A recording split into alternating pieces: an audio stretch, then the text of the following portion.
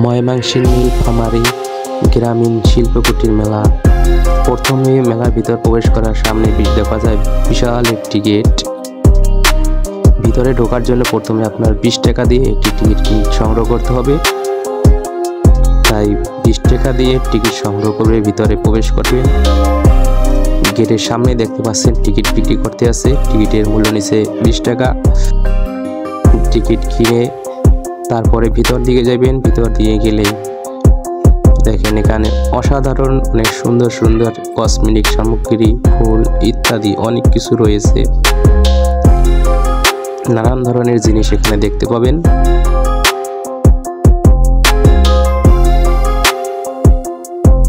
এখানে রয়েছে অনেক ধরনের ফুল, যা প্রকৃতির দৃশ্য।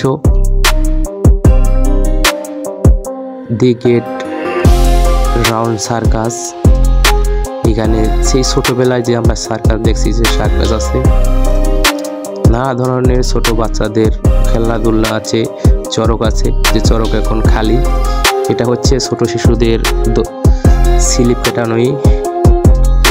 একটা ছোট শিশুদের ট্রেন, একটি নৌকা বাইস, নৌকা দোলনা। দেখুন কত সুন্দর ট্রেন, যে শিশুদের নানান ধরনের খেলনা। তাই আপনারা ভিডিওটা সম্পূর্ণ দেখবেন।